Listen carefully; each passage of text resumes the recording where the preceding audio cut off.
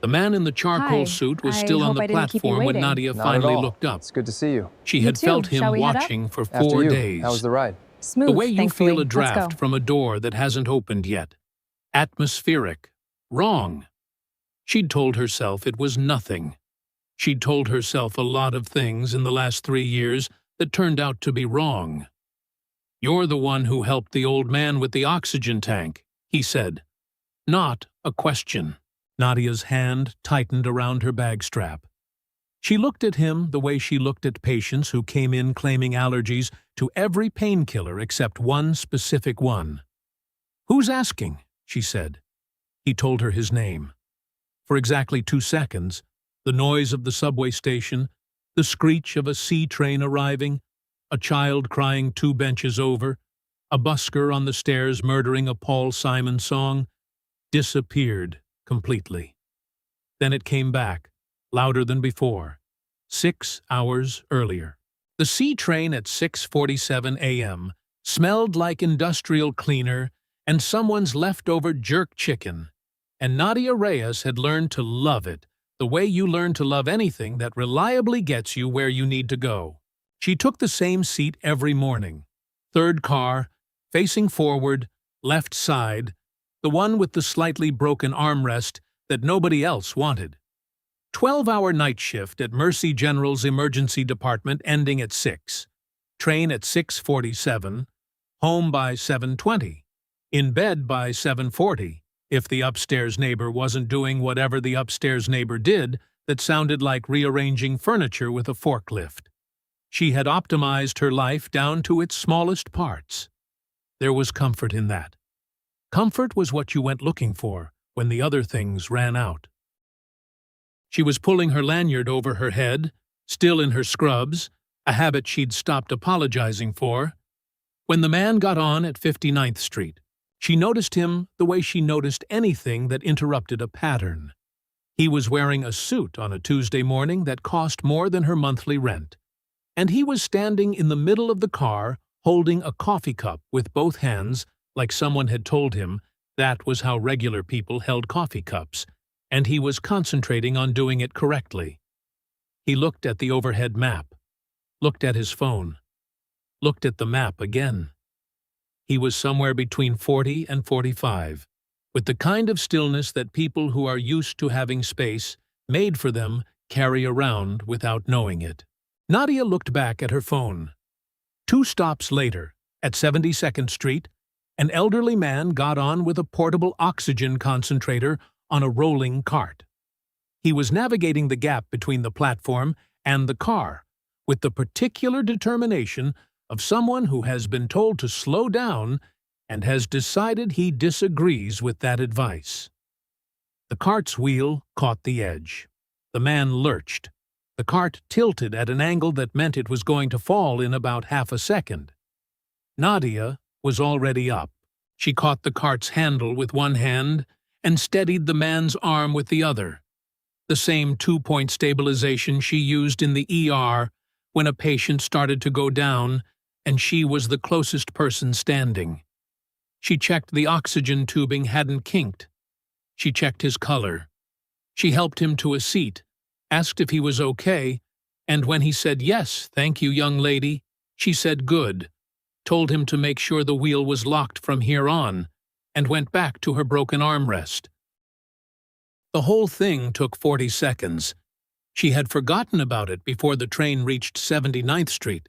What Nadia did not see, because she was already 3 paragraphs into a text from her sister about Thanksgiving logistics, was the man in the charcoal suit watching her from across the car with an expression he himself would have been unable to name precisely.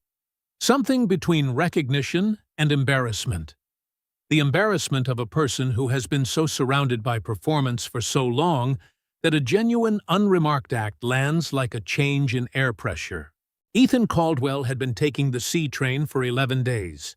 This was not something he had ever done before, and it was not something his assistant Marcus had been pleased about when Ethan announced it. Marcus had pointed out, reasonably, that Ethan had a car. Ethan said he was aware. Marcus pointed out the car had been paid for. Ethan said yes, He knew. Marcus had given him the look. The one that said, "I have been your assistant for 7 years, and you still surprise me in ways that are not always convenient," and said nothing else. The truth Ethan hadn't shared with Marcus was that a consultant had told him 3 weeks ago, during a performance review of Mercy General's operations, that the single most persistent complaint from nursing staff was that hospital leadership had no understanding of the lived experience of frontline workers. The consultant had delivered this in the careful language consultants used when telling you something they believed you didn't want to hear. Ethan had said he understood. He did, intellectually. But there was a specific and uncomfortable gap between understanding something and knowing it the way you know what your own kitchen smells like. So he'd started taking the train. Not to spy, not to perform research, simply to exist in the same physical space. The same morning, the same exhaustion, the same lurching ride, as the people who ran his emergency department. He hadn't told anyone. He'd specifically not told anyone, because the moment you announce you're doing something virtuous, it stops being virtuous and starts being a press release. 11 mornings. He had not spoken to anyone. He noticed the nurse on day 3, not because she was remarkable looking, though she was. She had a directness to her posture even while sitting that he associated with people who made decisions under pressure for a living. He noticed her because she was the only person in the car who was genuinely resting. Not doom-scrolling. Not watching something with earbuds. She sat with her hands in her lap sometimes. She read actual articles.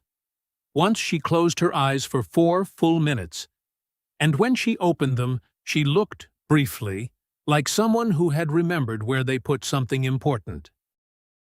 He assumed she was coming from a job that mattered and going home to a life that was probably nothing like his. He was correct about both. The oxygen cart moment happened on day 4. He had been close enough to move. He hadn't. She'd already moved. And then she'd sat back down without fanfare, without scanning the car to see if anyone had noticed. Without the micro-performance of doing something good in public that he'd seen so many times in boardrooms and charity galas that he'd started to believe it was the only version. She did it the way she probably did it in the ER, because it needed doing, and she was the nearest competent person. And those were the only 2 criteria.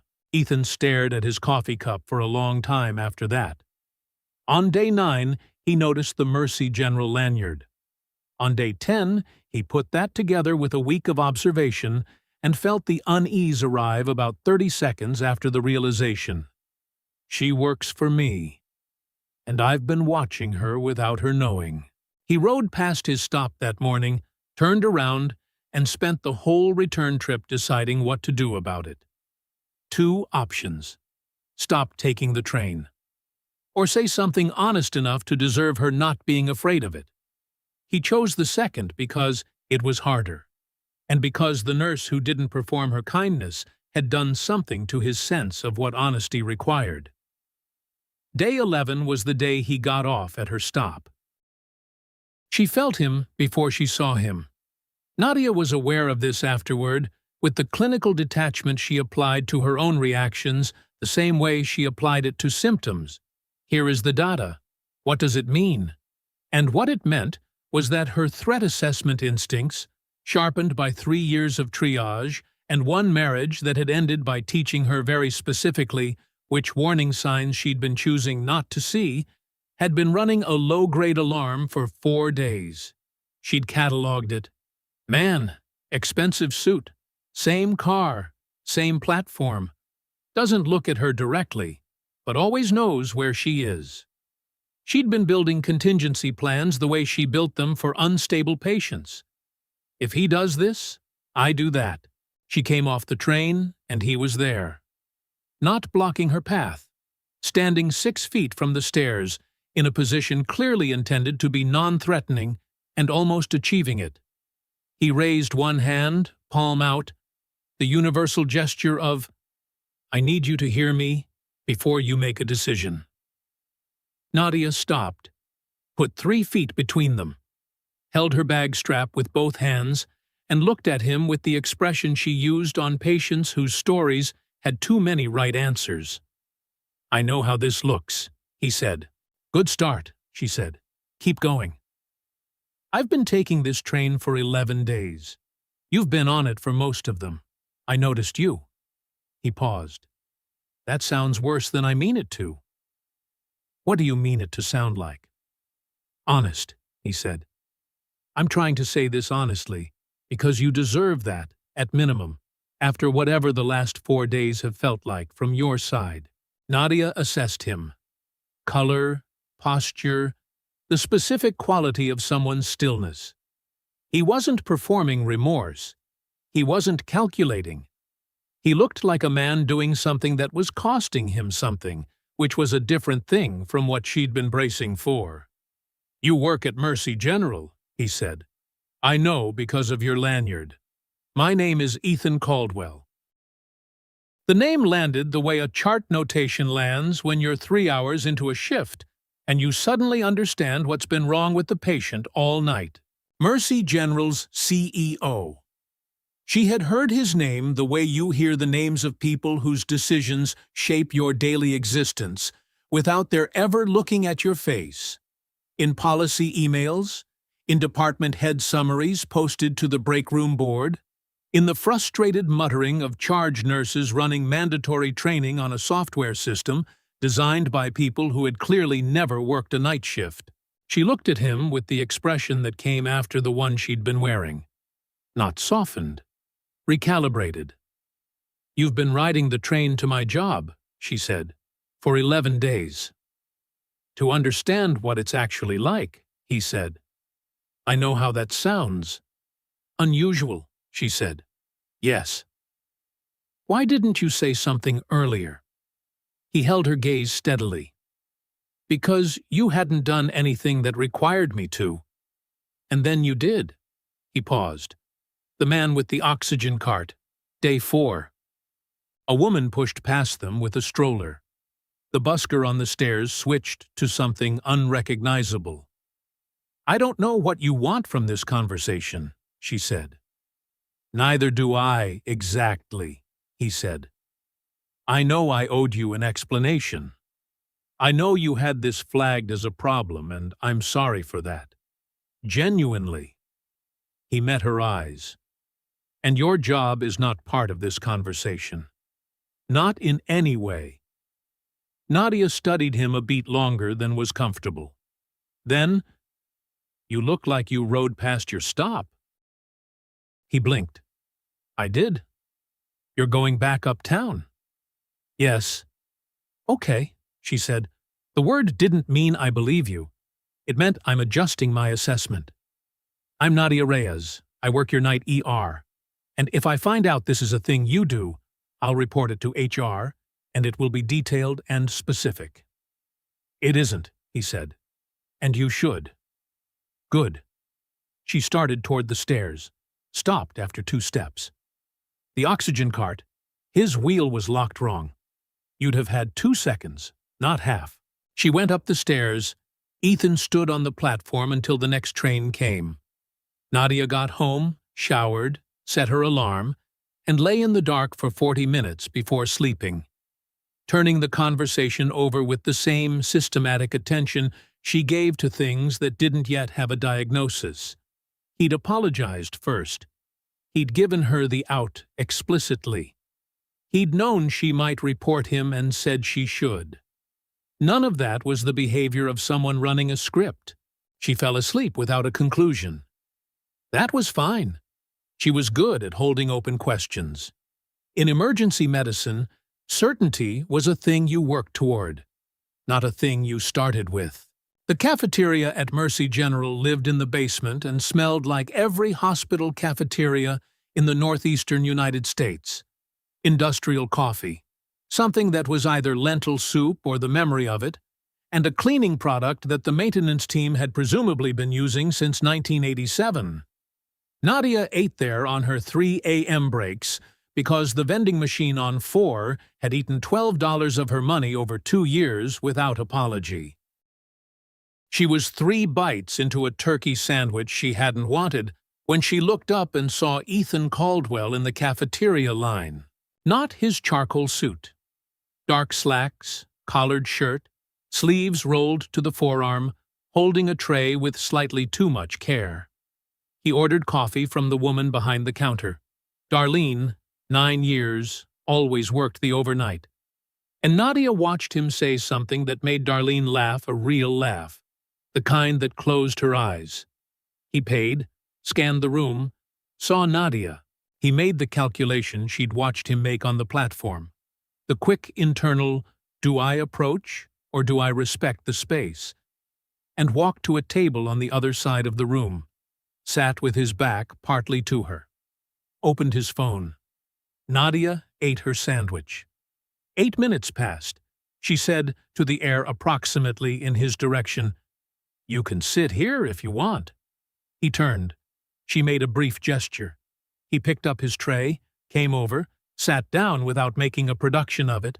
"You're here at 3 in the morning," she said. "Board meeting prep," he said. "The quiet hours help." In the hospital cafeteria. "The office feels abstract lately. I've been trying to make things less abstract." He looked at his coffee. "I know that sounds like something a consultant told you to do." "I've had a lot of consultants," he said. "This particular version I arrived at on my own." She assessed him. "What are you actually trying to figure out?" The pause that followed was the kind she'd started cataloging. Not defensive. Not the delay of someone choosing between versions of the truth. The pause of a person who had the truth and was checking if they were willing to say it. "Why people leave," he said. 22% nursing turnover in the ED this year. I know the number. I don't know the weight of it." He set down his cup. "My CFO told me last month that the salary adjustment in March should have fixed it. Like retention is a math problem." "It's partly a math problem." "What's the rest?" Nadia finished her sandwich, folded the wrapper in the neat square she always made. "A habit from a mother who believed how you left a table said something about you." "Do you actually want to know?" "I'm in your cafeteria at 3 in the morning," he said. She looked at him steadily. Then, "It's the feeling of being invisible to the people making the decisions. You can fix salary and still have nurses leaving because they spent years watching leadership change their workload, their safety protocols, their schedules, without ever seeming to understand what those changes felt like on a body that had been standing for 11 hours. She paused. "The salary says you know we're undervalued. The other stuff says you still don't see us." The silence had a different weight than the earlier ones. "The new charting system," he said. "The one we rolled out in January. 4 extra minutes per patient entry. In a 9-hour shift with a patient load of 32, he said. "I know. I didn't know 3 weeks ago. The implementation report said adoption was smooth." "Adoption was smooth because people complied. Smooth compliance doesn't mean it isn't costing something." He was quiet. Not retreat. She'd learned to tell the difference. The kind of quiet that was absorbing something. "I'm going to ask you something," she said. "You can say no." "Okay. Is any part of this a performance?" She held his gaze. "Not an accusation, a real question. Because I've watched people in positions like yours decide that proximity to actual work is a brand exercise, and I'd like to know which version I'm talking to." Ethan Caldwell looked at her for a long time. "I don't know how to prove a negative," he said. "I can tell you what I know. I'm here because something made me uncomfortable, and I'm trying to understand it better. What I can't give you is a way to believe me. That's yours to decide." Nadia said nothing for a moment. Rosa's voice in her head. "Gather data before conclusions." "Darlene," she said. "The woman at the counter." Yes. You know her name. Something in his expression shifted. Not pride, more like caught. She was at a town hall last year. She asked about the parking validation policy for overnight staff, and nobody answered. I looked it up afterward. The policy had a loophole we closed. He stopped. She doesn't know I'm the reason it changed. Nadia looked at him for a long moment. Okay, she said. The same word as the platform. The same calibration. Same rules apply. If this becomes something it shouldn't be. You report it, he said. You should. She stood and gathered her tray. The charting system. There are 2 steps in the admission workflow that are redundant. I've written it up twice. It's been sitting somewhere for 4 months. Who'd you send it to? The implementation feedback inbox. I'll find it. N. Reyes, November and February. She left. Rosa had been at the doorway for some of it. She'd come down for coffee, and witnessed enough. She cornered Nadia at the medication station with the expression of someone who had updated their entire working theory of a situation. He knew Darlene's name, Nadia said, before Rosa could start. Rosa thought about this. That's either very good or the second act of a very elaborate performance. I know. What's your gut? My gut isn't the one I trust, Nadia said. That's why I have a checklist. Rosa made a sound that was not quite agreement and went back upstairs. 3 days later, the charting system workflow update came down as a formal change request, attributed to a nursing informatics process review. Nadia's name was not on it. She noticed that her name was not on it. She noticed something else, too. Whatever had happened without him telling her, without waiting to see her reaction, without needing her to know. She filed that data point in the column that was getting harder to argue with. Then, the second thing.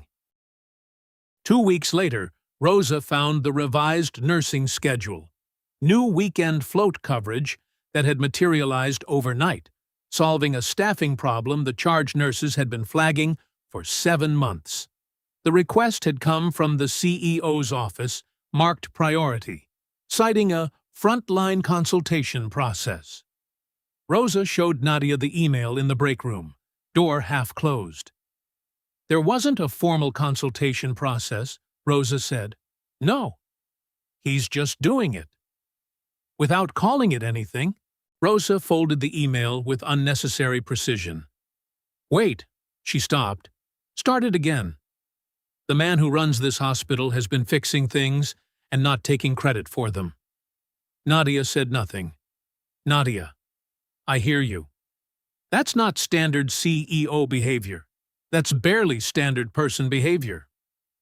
I know, Nadia said, in the tone she used when she had already thought something through more carefully than she'd intended to, and the conclusion was inconvenient.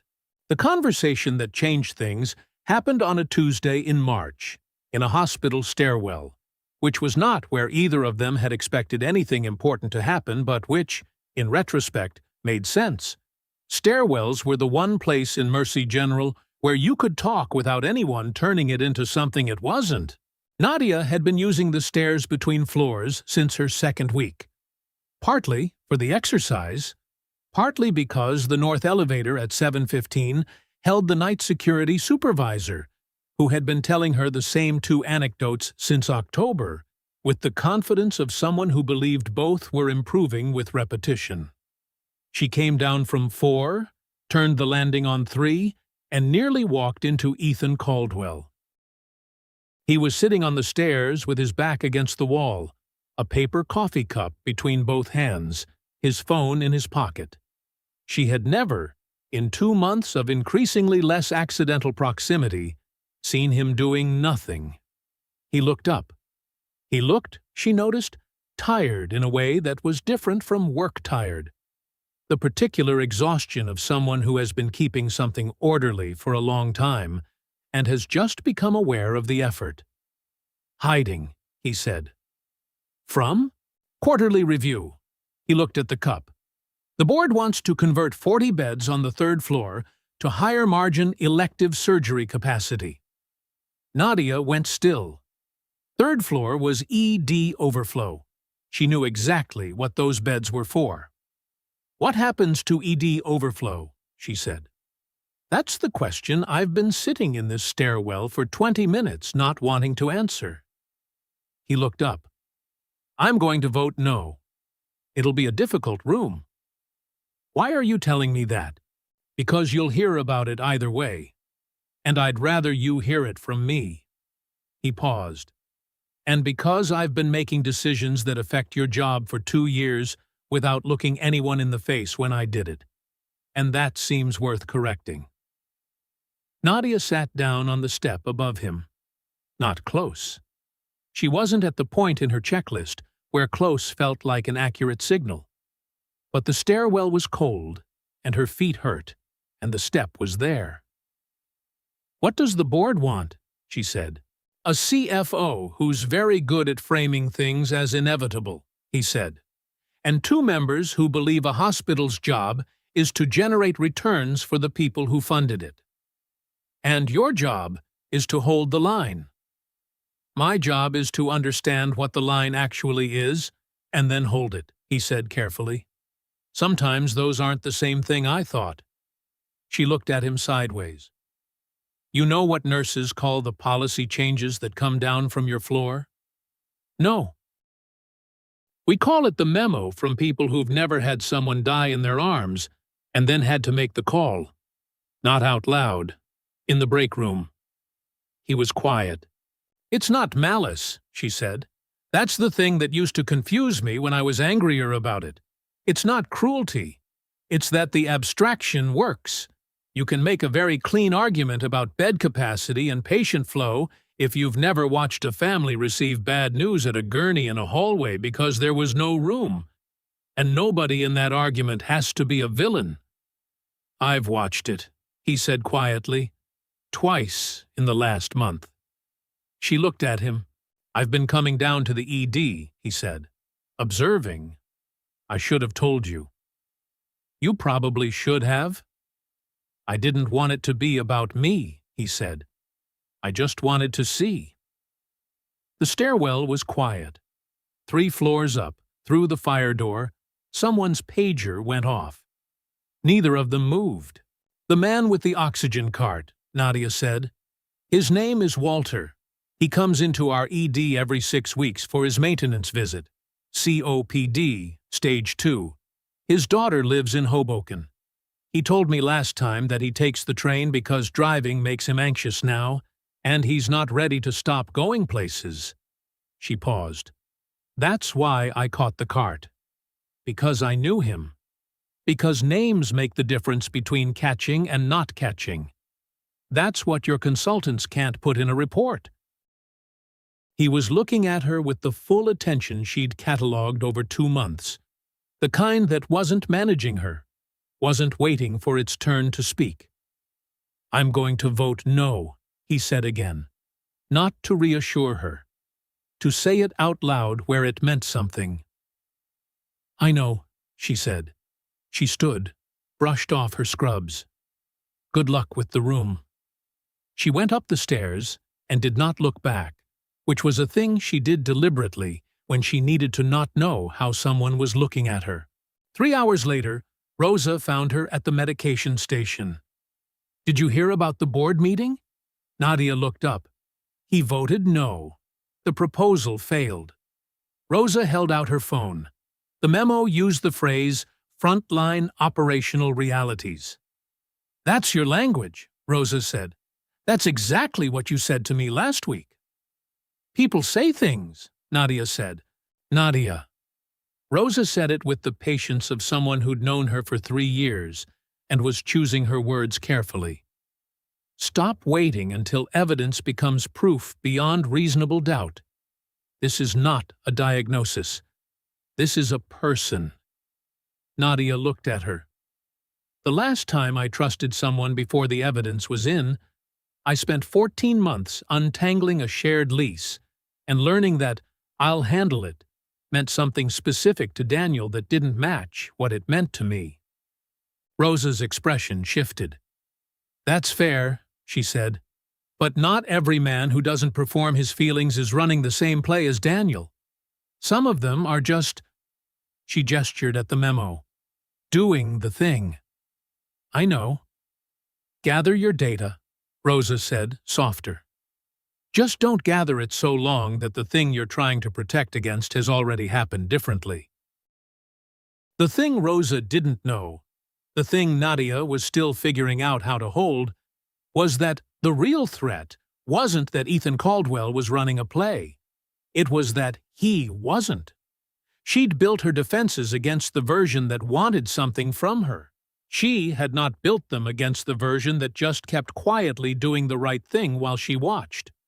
That version was more dangerous. And then the email arrived. She found out on a Friday. Not from him. Forwarded through 3 people. Because Mercy General's communication system worked like a game of telephone designed by someone who believed inefficiency built character. Mercy General's board had opened an inquiry. An anonymous complaint. Alleged improper influence on departmental decisions by the CEO. Specifically, favoritism toward certain frontline staff in process change allocations. The complaint listed the charting workflow, the scheduling update, the parking validation policy. Nadia read it 4 times. Then she closed her phone and went back to Bay 7, where her patient's blood pressure wasn't doing what it was supposed to, because the inquiry and everything it raised could wait until she'd handled what was in front of her. The question she couldn't wait on sat in her chest for the rest of the shift.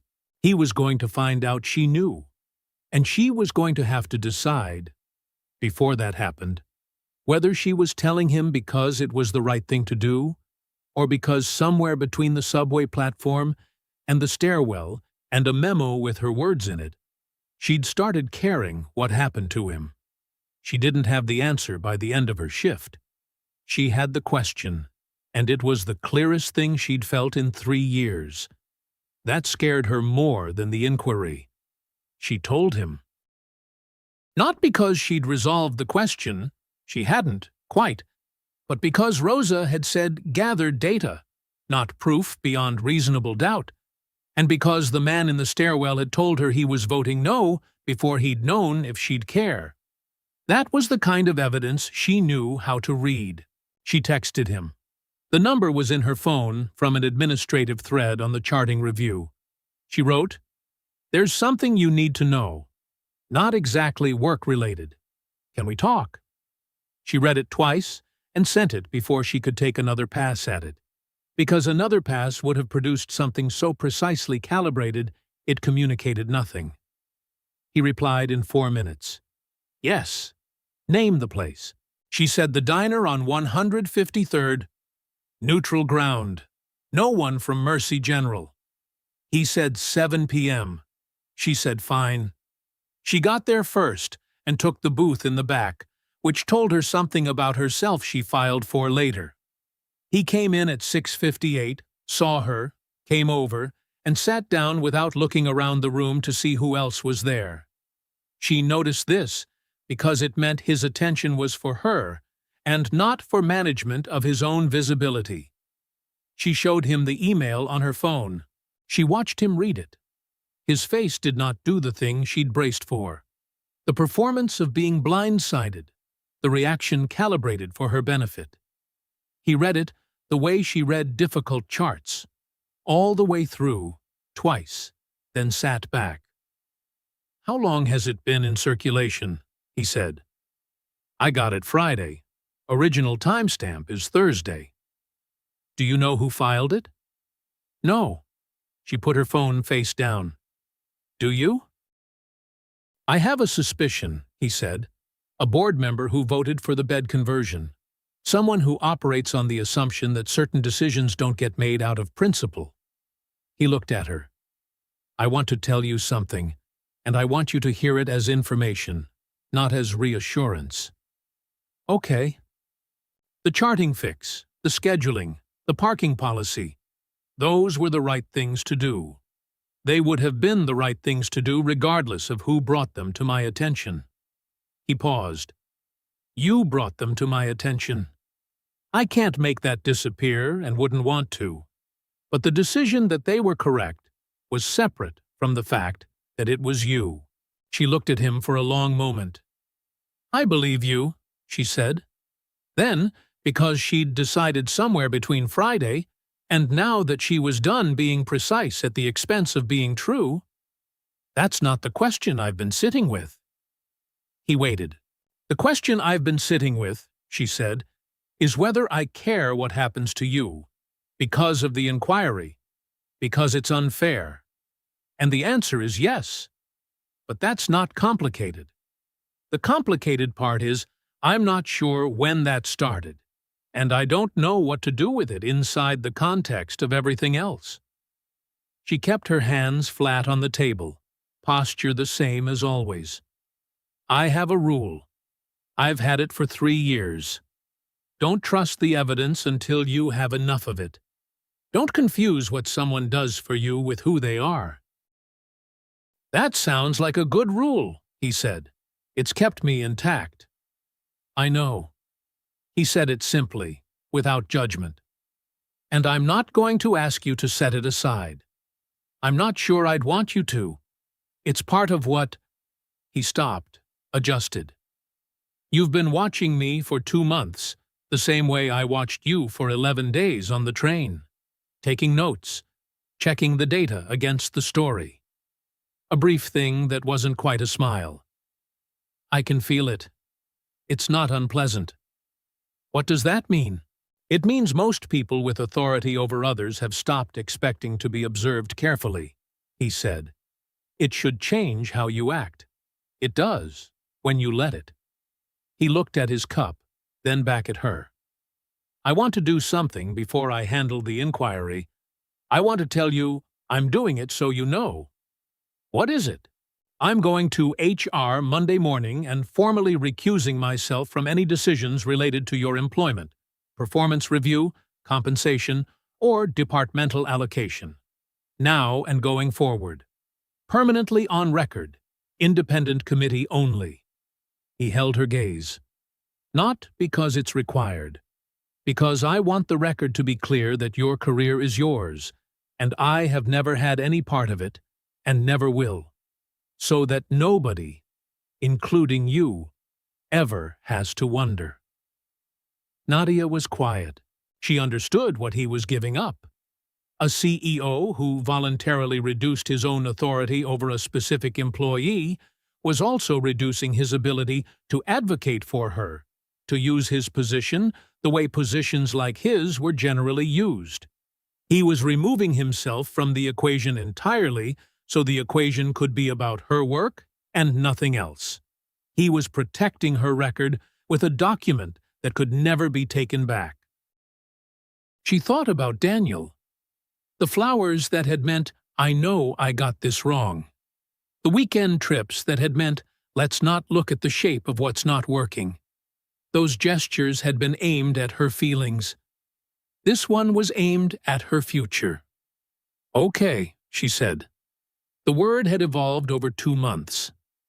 I want to say something back. He waited. I've been careful, she said, because careful is what I know how to be. And I think that was right. I needed to see not what you said, but what you did when no one was making you. The parking policy, the schedule, the board vote. She paused. The fact that you told me you were going to vote no before you knew if I cared. He was very still. I'm not all the way to the other side of careful, she said. I don't think I get there fast. But I'm not where I was on that platform. She held his gaze. That's what I wanted you to know. The diner was not quiet. A table of 4 behind her, a basketball recap too loud above the counter. But the noise disappeared the way noise does when 2 people in a booth are paying attention only to each other. He did what he said he would do. Monday morning, 7:49 a.m. Before the inquiry response, before his 8 o'clock call, Ethan Caldwell went to HR and filed the recusal. No announcement, no mention to her. She heard about it from the HR director, who'd flagged it to the nursing department head as protocol, who'd mentioned it to Rosa, who appeared at the medication station at 3:17 a.m. with the expression of someone whose entire model of a situation had just been updated. He filed it before the inquiry response, Rosa said. The inquiry response went in at noon. The HR thing was 7:49 a.m. Nadia absorbed this. He didn't do it to help his case, Rosa said. The timing means he knew it might complicate his case. Make him look like he had something to manage. I know. He did it first. Rosa. She looked at Nadia with the patience of someone who was not going to say finally because she was a good friend. Where are you? Nadia had been thinking about this. I'm at the part, she said carefully, where I've run out of reasons to not trust the evidence. Rosa exhaled, the specific exhale that meant finally. And I'm not saying it. Good, she said. That's good. The inquiry resolved in 3 weeks. Insufficient evidentiary basis. The decisions were documented, independent, and defensible. Ethan's name was cleared without a headline, which was how he'd handled it. Quietly, with evidence, without drama. He texted her the morning the result came through. Resolved. All good. Wanted you to hear it from me first. She wrote back, I know. Rosa has sources. A pause. Then, I'm glad. She had never sent him a text that wasn't logistical. She sent it anyway. The first time they walked somewhere together that wasn't a hospital, it was accidental, and then it wasn't. She was coming off a Saturday night shift, 7 a.m., the specific tired that lived below muscle and above bone, the kind that made morning air feel like something you had to negotiate with. He was on the same platform. He'd kept taking the train. Every day he wasn't traveling, and had stopped explaining it because there was nothing left to explain. They ended up beside each other in the way that happened when neither person moved away, and when the train came and neither of them got on. She looked at him, and he looked at her, and she said, The park is 4 blocks. And he said, Yes. They walked through Fort Tryon Park in the early April morning, the Hudson visible through the trees, the city doing the thing it did sometimes, going quiet enough that you could hear birds. They talked about things that had nothing to do with work, and the conversation ranged and doubled back and went sideways, and she found, it was the specific finding she'd been working toward, that he was funny in a way that had nothing to do with trying to be. The kind of funny that comes from noticing things at an angle. And that he listened the way she'd suspected, but now knew for certain, with a full-body attention that most people only gave things that were useful to them. She told him about Daniel. Not everything, but the shape of it.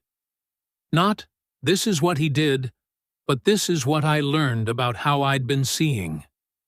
He didn't respond with sympathy, which she'd half expected, and didn't want. He said it sounded like she'd revised a theory that had been wrong, and that it was uncomfortable, but she was good at it now. She thought about that for a while and decided it was true. He told her about his ex-wife, a woman named Claire who had been brilliant and specific, and had loved the idea of him more than the reality, something he only understood in retrospect, 2 years out. He said he'd spent the year after the divorce becoming very efficient at things that didn't matter, and then stopped and tried to figure out what did. She said it sounded like he'd revised a theory too. He said yes. The same thing, probably.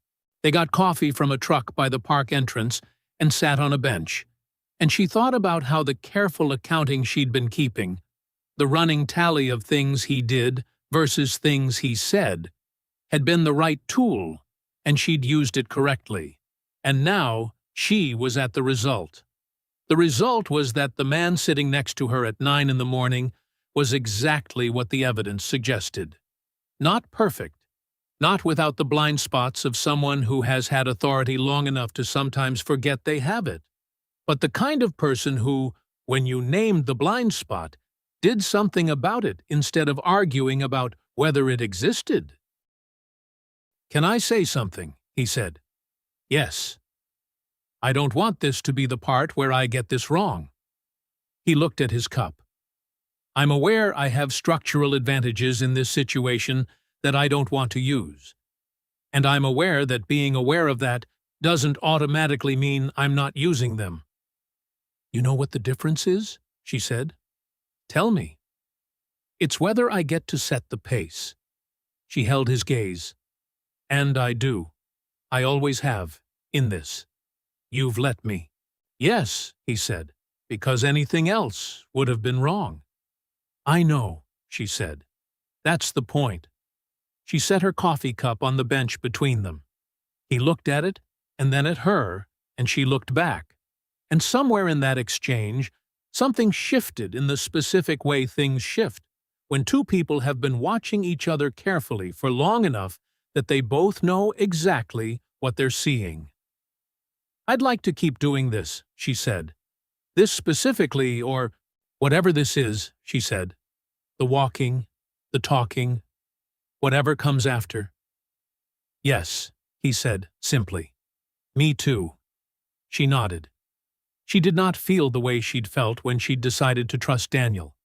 That bright, ungrounded feeling she now recognized as the absence of information. She felt steady, like a diagnosis you've worked toward through careful observation and can finally confirm. This is the thing it is. You have enough. You know how to proceed. What came next was not easy, because easy wasn't the goal. There was the social reality of two people at structurally different levels of the same institution. The formal recusal handled the professional part, but the hallway was its own thing. Nadia handled it directly. She told her charge nurse, privately, that she was seeing Ethan Caldwell, that the HR documentation was on file, and that her work was her own.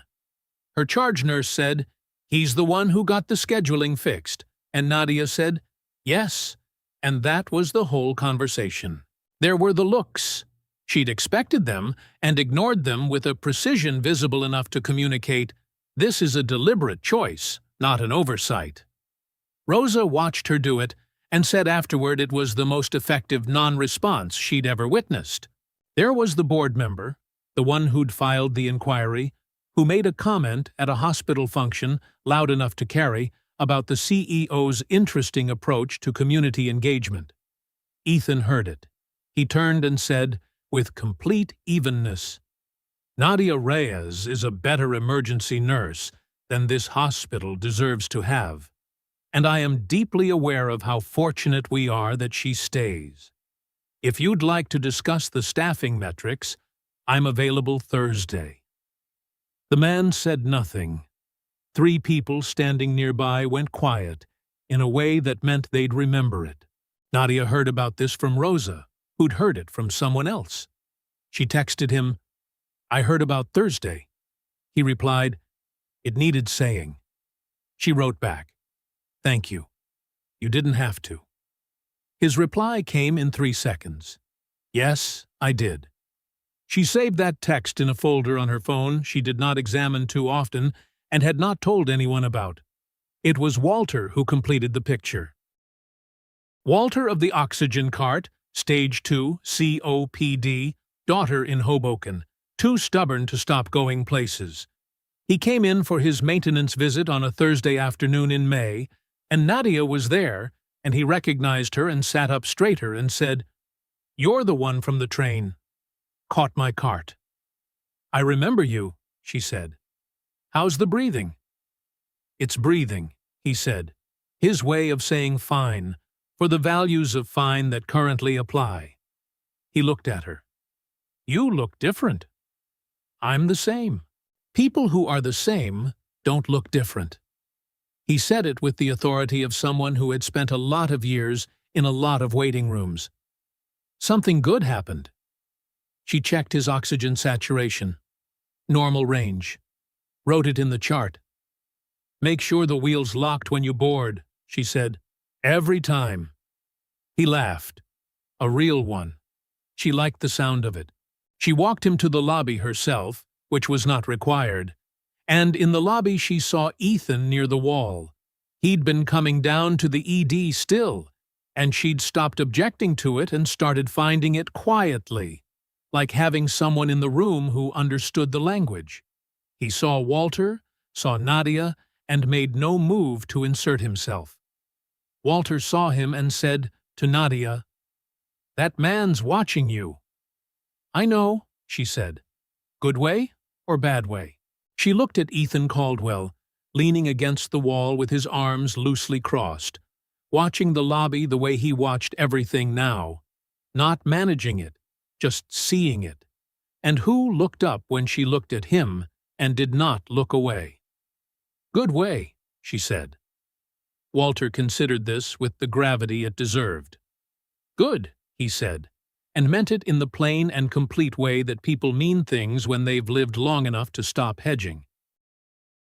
The world had changed, and not just for two people on a park bench in April. The charting system was fixed. The scheduling gap was closed. 3 nurses who'd been on the edge of leaving had decided to stay, for reasons they probably couldn't have fully articulated, but that had something to do with the accumulated weight of things being different than they'd been. Not solved, not the end of a problem that was decades old, but different. A degree different, which in a department that was always operating at its margins, was the difference between holding the line and not. Rosa had applied for a charge nurse position she'd been refusing to apply for 2 years. "The review committee is independent," she'd said, when Nadia raised an eyebrow. "Apparently." A pause. "Also, I want the title." "You've wanted it for years." "I wanted to want it safely," Rosa said. "Those are different things." They were, Nadia knew. She was an expert in the difference. What she was learning, what the last 5 months had been the slow process of learning, was that wanting something safely was not the same as not wanting it. The caution had been right. The checklist had been right. The careful accumulation of evidence before conclusion had been exactly correct, and she would do it again, and she would tell the next person who came to her in the break room at 3 a.m. with the armor already assembled to do the same thing. And also, the checklist had an end. There was a point at which the data was complete, and the diagnosis was clear, and the correct action was to act on it. Because the alternative wasn't staying safe, it was refusing the result of your own careful work. She came through the hospital's front doors into a May morning that had gone genuinely warm overnight. The first real warmth of the year. The kind that arrived in New York like a correction rather than a transition. Ethan was on the steps, not waiting for her. She knew his schedule. He had a 7:30 call. But there in the accidental way that had stopped being accidental. She came down and stood next to him. The city was in the early morning key it hit sometimes. Unhurried, the light at an angle that made everything look like the version of itself it was trying to be. "Good shift?" he said. "Long," she said. "Which is different." She looked at him. "You're going to be late." "Marcus moved the call," he said. "I asked him to." A pause. "I was hoping you might want to walk." She looked at him for a moment. At the man who had spent 5 months doing the right thing consistently, and without fanfare, who was now standing on a hospital step in the early morning asking if she wanted to go somewhere. "Yeah," she said. "I do." They walked north, toward the park, in the quiet that belonged to the city before it fully woke, and Nadia thought, not for the last time, but with a clarity she'd been building toward for months, that the question was never whether she'd been right to be careful. She had been right. The question was, what came after right? The answer was this: the walk, the morning, the person beside her who had earned it step by careful step. which was the only way she'd ever known how to let anyone in. The sea train ran somewhere below them. She could feel it through the ground, the way you could always feel the trains in this city, below everything, constant, the thing that kept moving. She kept walking. What I keep coming back to is the 40 seconds. Nadia had forgotten the oxygen cart before the next stop. Just the nearest competent person doing the obvious thing. No audience required. And that unremarked 40 seconds is what started all of this. I think about what Ethan said in the stairwell, that he'd been close enough to move and hadn't, that he'd had to sit with that for 4 days. A person running a game leads with the thing that makes them look good. He led with the apology. The question I can't shake is smaller than it sounds. When Nadia finally texted him, not because she'd resolved the question, but because she'd run out of reasons not to, was that the bravest thing she did, or the most logical? I keep thinking those might be the same thing, in her case. If this one hits somewhere real, I'd genuinely like to know where. Drop it in the comments.